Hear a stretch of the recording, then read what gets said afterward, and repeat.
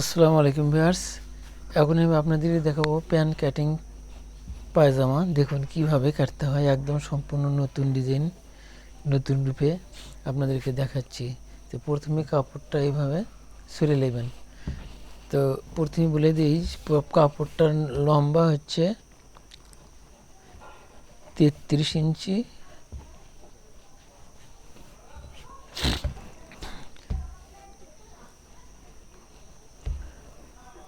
পায়ের ঘির হচ্ছে 12 ইঞ্চি, কোমর হচ্ছে 32 ইঞ্চি।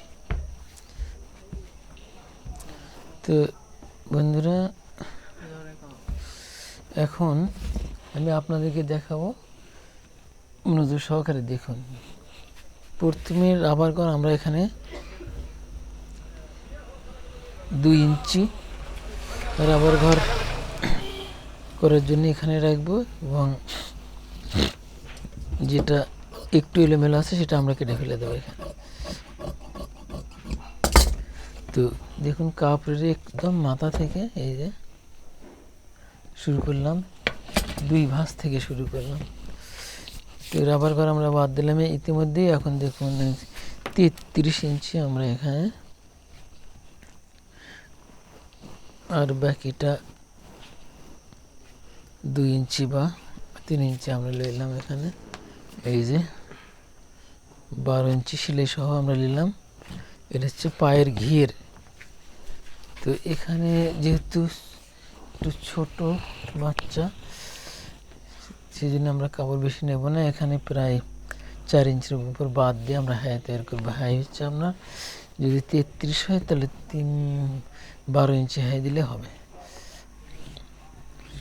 এই যে এখন আমরা এখান থেকে হাই পর্যন্ত এইভাবে ডট ডট করে দেব। তারপরে আবার আমরা কিভাবে কাটবো, শুধু একটি পায়ের জন্য এটা তৈরি হলে, এখন পরবর্তীতে আমরা আবার আর একটি পা জন্য এখানে কিভাবে দেখি করব। দেখুন, এটা আবার এদিকে নিয়ে আসতে হবে।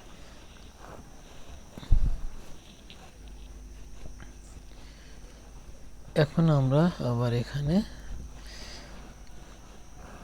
সেট আপ করবো।